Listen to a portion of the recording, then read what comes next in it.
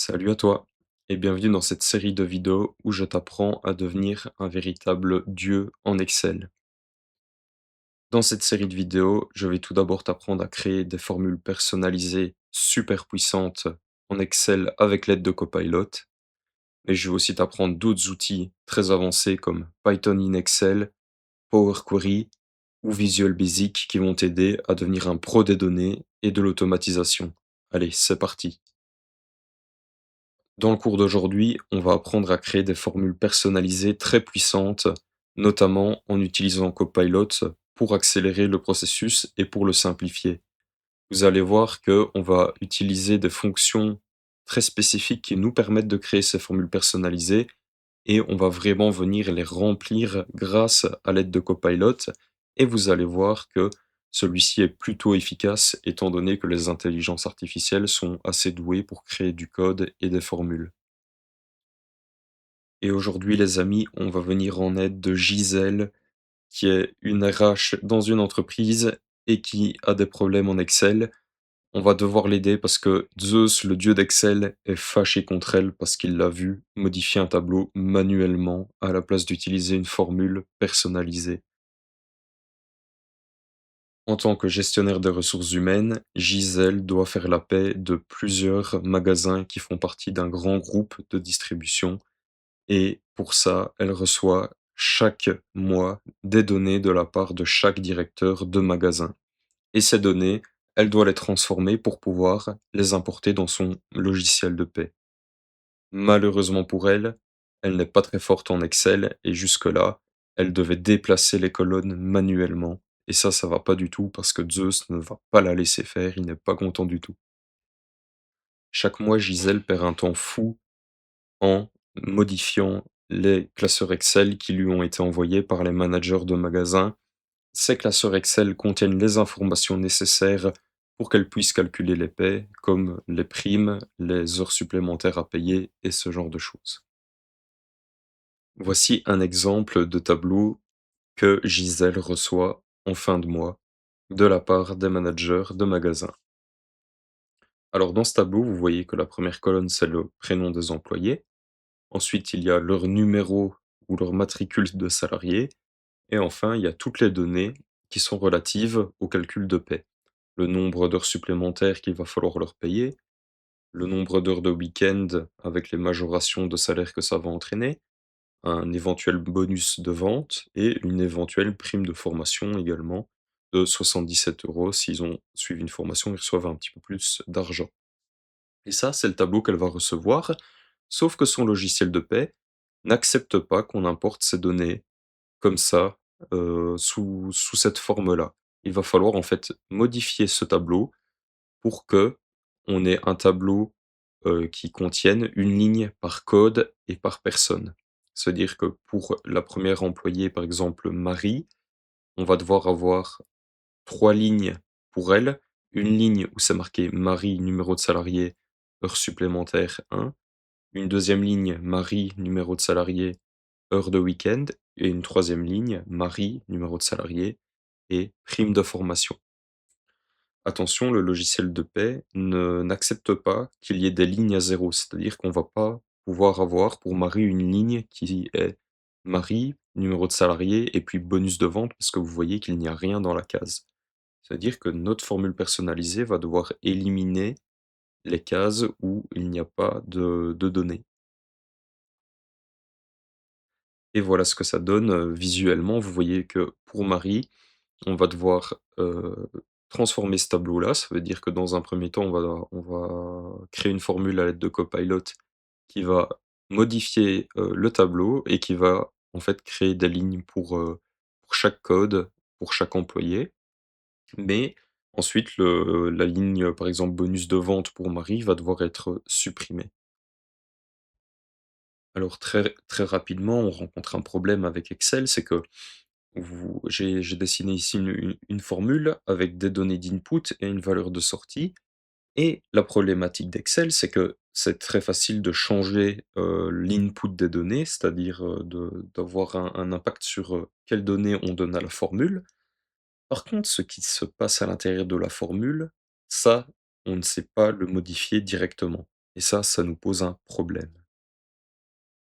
Une façon de contourner le fait que les formules ne sont pas modifiables dans Excel, ça va être de d'imbriquer plusieurs, formules les unes dans les autres.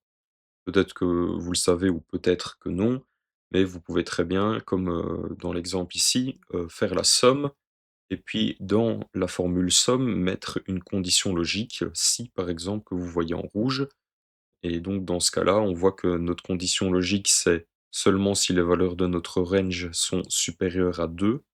Vous voyez la condition logique, du si qui est en couleur mauve. Donc on va faire la somme des chiffres qui sont supérieurs à 2 dans ce cas-ci. Donc en fait, imbriquer les formules les unes à l'intérieur des autres, ça va nous permettre de modifier, ce que fait la formule, sans pouvoir, réellement aller modifier la formule à l'intérieur. Et ça reste une limitation d'Excel parce que quand on imbrique plusieurs formules complexes les unes dans les autres, ça devient très vite illisible et on se trompe et ça ne marche pas et on s'arrache littéralement les cheveux. Et cette problématique, elle peut être résolue grâce à 2 formules d'Excel qui sont, de vraies formules magiques. Elles sont très peu connues dans le monde d'Excel et pourtant elles sont extrêmement puissantes quand on sait ce qu'elles sont capables de faire. Ça va être les fonctions let et les fonctions lambda. Alors il faut savoir que Copilot est capable, tout seul d'utiliser une fonction let pour rendre très puissantes, des formules personnalisées et les fonctions lambda, on va plus les utiliser pour, encadrer ce que Copilot va nous sortir.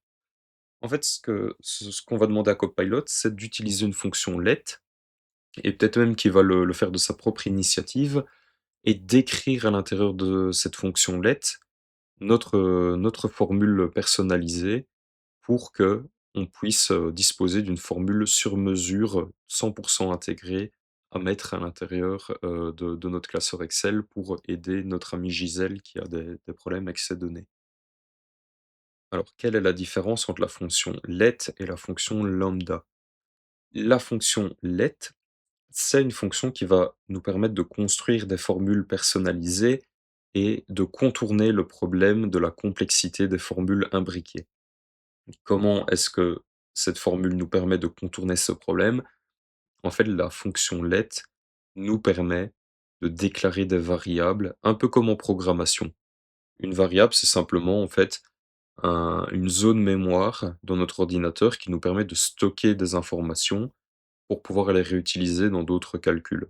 En fait, ça va permettre de segmenter un peu notre formule imbriquée et de la rendre beaucoup plus lisible. Et je vais vous montrer concrètement comment. La fonction lambda, dans cette vidéo, on va l'utiliser en fait pour, déclarer des paramètres d'entrée, un petit peu comme en programmation également. En fait, la fonction lambda, elle va nous permettre de récupérer toutes les données que l'on va nous donner à manger à la fonction let. Donc la fonction lambda, c'est vraiment une fonction qu'on va utiliser pour, structurer l'input des données dans notre fonction personnalisée et la fonction let, elle va être utilisée par Copilot ou par ChatGPT pour, déclarer des variables et créer notre formule, très puissante et totalement personnalisée. Donc en synthèse, la fonction lambda, elle va venir encadrer l'input des données et la fonction let, elle va venir en fait remplacer, la fonction normale et nous permettre de modifier la façon dont les données sont processées à l'intérieur de la formule. Alors voici le prompt que j'ai donné à Copilot pour qu'il me génère cette formule personnalisée. Alors ce prompt, il n'a pas été, rédigé, au hasard, il a été, analysé, il a été, correctement construit pour être bien compris par l'IA. Alors tout d'abord, quand on parle à une IA, il faut lui donner du contexte pour qu'elle comprenne dans quoi elle doit, effectuer ses recherches exactement. Moi, ce que je lui ai dit, c'est que je souhaite créer une formule Excel personnalisée à partir d'une formule let et pour Excel en français. Alors pourquoi est-ce que je précise, la formule let? C'est pour pas qu'elle, pense qu'elle doit commencer à te créer du code VBA ou à, créer, du langage Power Query ou autre chose. Elle doit bien comprendre qu'elle doit en fait ici te créer une formule let. Et ensuite, je lui dis pour Excel en français, tout simplement parce que si tu as Excel en anglais, dans tes formules, tu dois mettre les séparateurs avec des virgules, alors qu'en français, ce sont des points-virgules. Et ça, il faut qu'elle le comprenne avant même de commencer à processer le reste des informations. Ensuite, je lui décris la situation initiale, c'est-à-dire le tableau initial que l'on va vouloir transformer. Et je lui dis que le but est de transformer un tableau de données qui contient dans la première colonne des matricules, ensuite des colonnes qui sont appelées code 1, code 2, etc. et qui contiennent des valeurs numériques. Et voici la structure du tableau. Je lui donne en fait à la fin du paragraphe, entre parenthèses, la structure du tableau sous format CSV, c'est-à-dire que je sépare chaque colonne par une virgule. Ça, c'est typiquement le genre de structure que les IA sont capables de comprendre assez bien. La première colonne, c'est le matricule employé, virgule, la seconde colonne, code 1, virgule, code 2, virgule, code 3. Et les codes, ce sont bien évidemment les codes de paie, donc les heures supplémentaires, les heures de week-end, etc., etc., que l'on a vu juste avant. Et enfin, je lui dis ce que j'attends d'elle avec toutes ces informations, qu'est-ce qu'elle va devoir faire concrètement?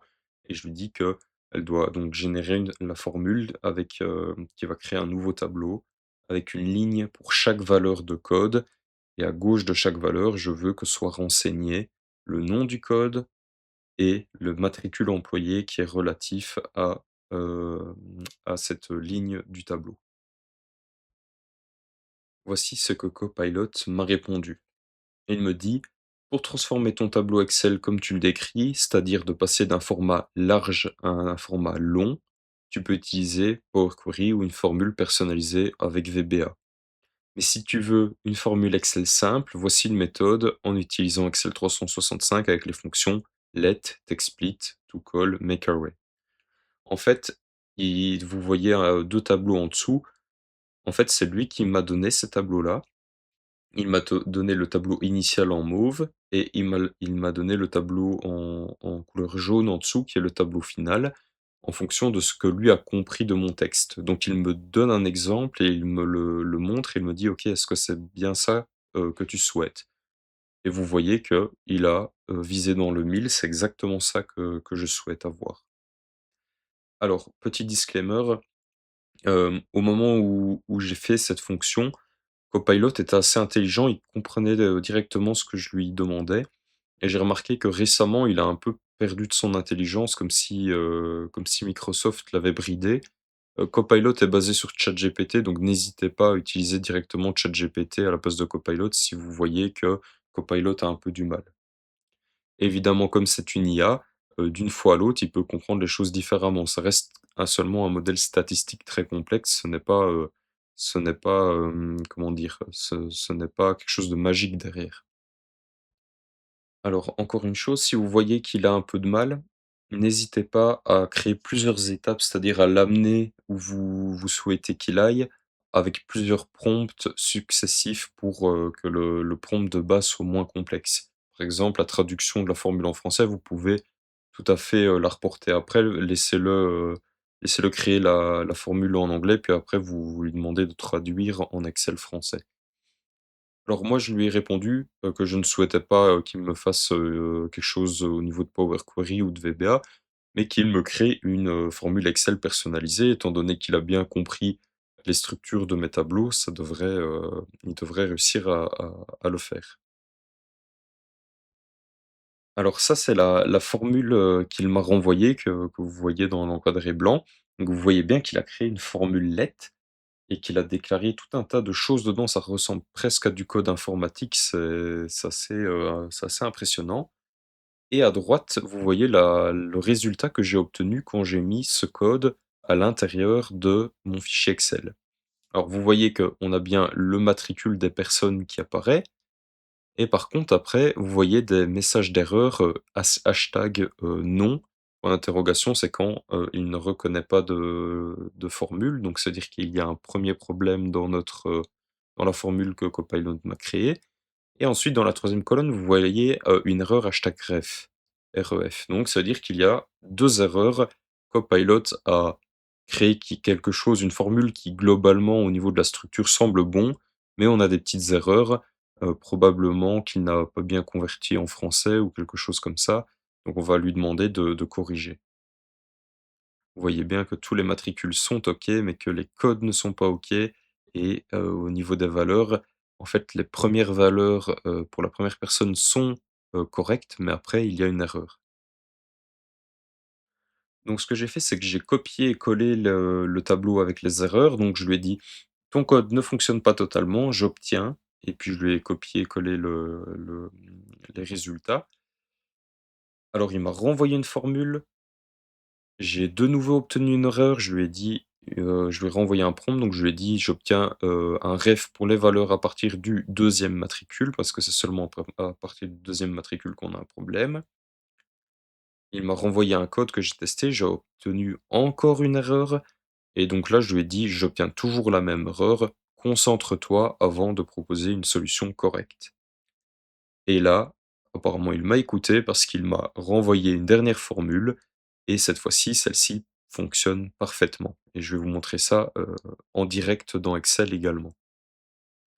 Cette formule, la voici, il a imbriqué même 2 fonctions let les unes dans les autres pour y arriver et cette formule-ci fonctionne et dans une prochaine vidéo, on va même la détailler, ensemble. On verra pas à pas comment est-ce qu'il a fait pour que, cela fonctionne et on verra aussi, tiens, est-ce qu'elle est bien optimisée cette formule ou est-ce qu'il y aurait moyen de faire mieux que ça?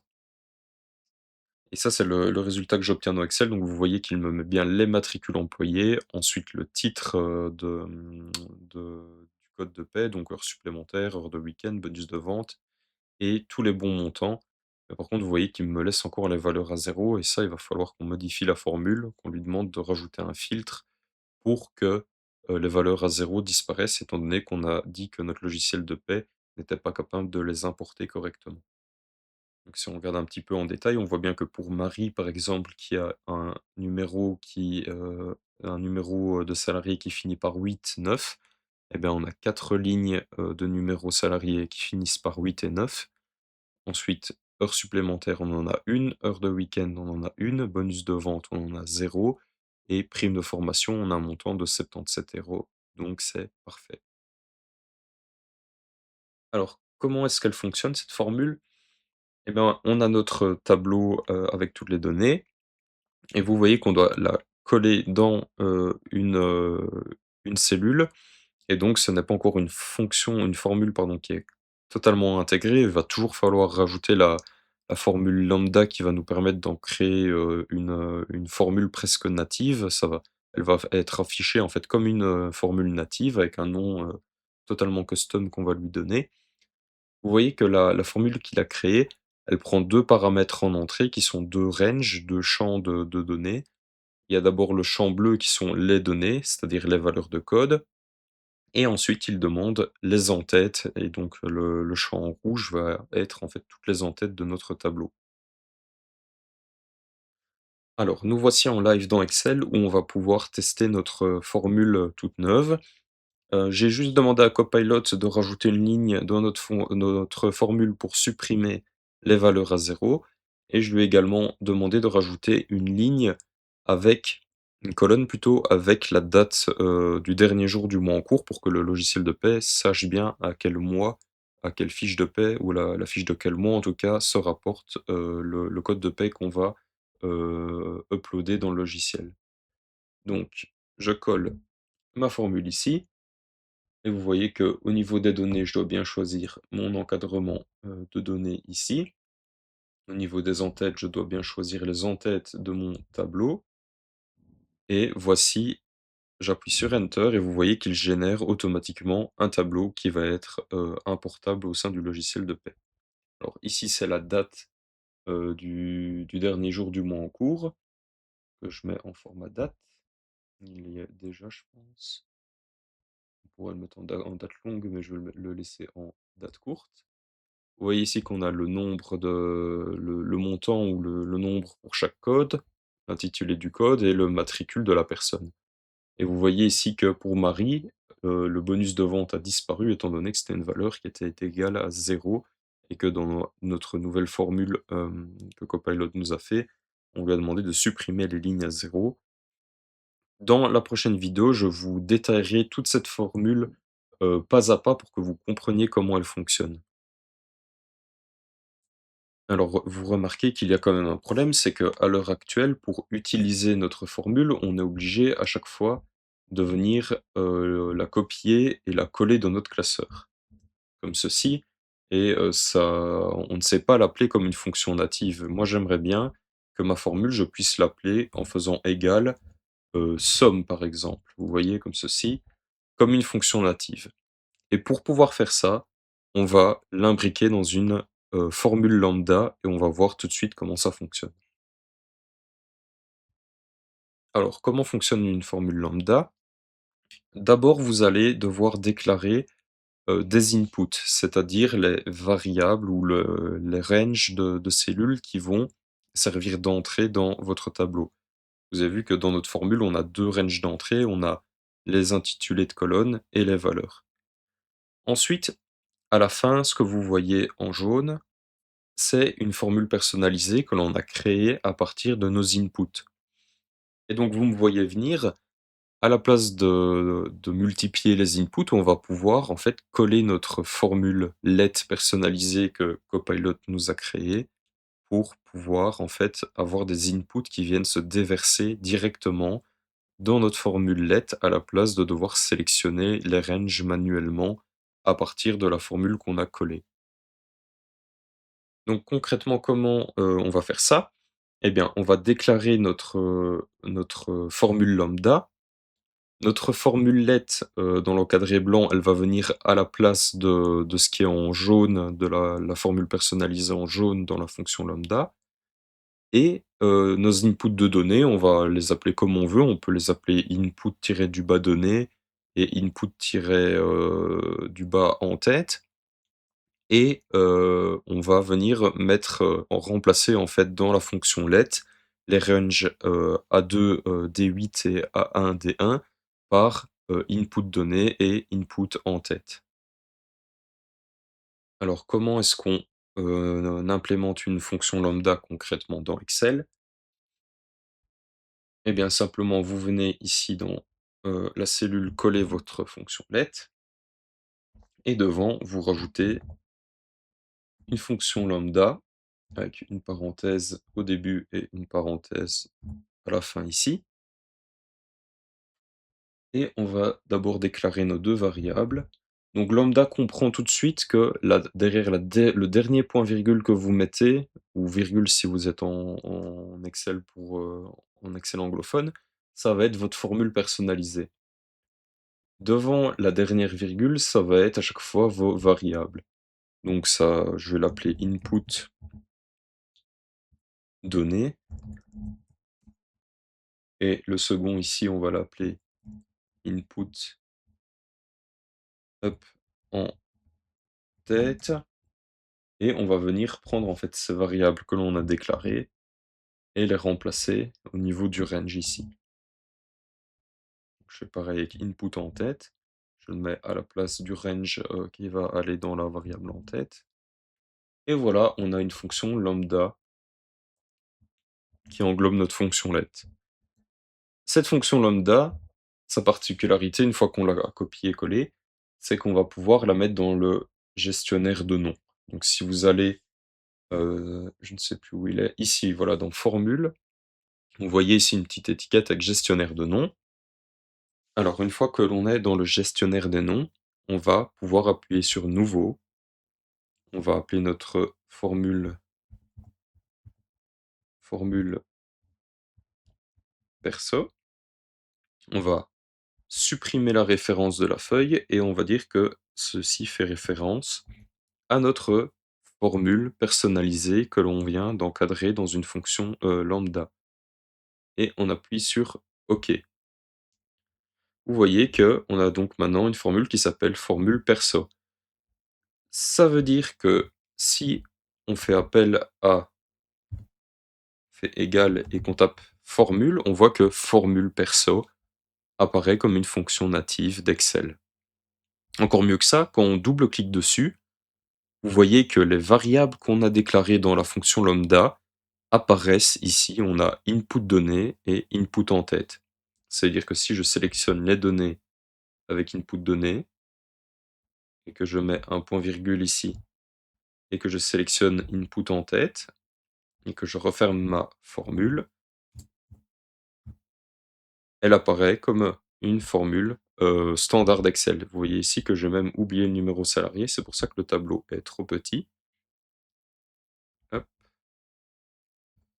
et voilà, vous voyez que ici on obtient notre tableau complet, comme si notre formule était une formule qui était native d'Excel. Et voilà les amis, on a réussi à créer une formule qui va permettre à Gisèle de transformer ses données automatiquement chaque mois et elle ne va plus devoir modifier les colonnes à la main elle-même et Zeus est content. Voilà, c'est déjà tout pour aujourd'hui. Dans la prochaine vidéo, on va décortiquer le fonctionnement de la formule que Copilot ou ChatGPT a créée. Car ce serait quand même dommage en tant qu'être humain d'être déjà dépassé par l'intelligence artificielle à ce stade, et je suis sûr qu'on va ensemble pouvoir comprendre comment elle fonctionne exactement. Allez, à la prochaine, salut!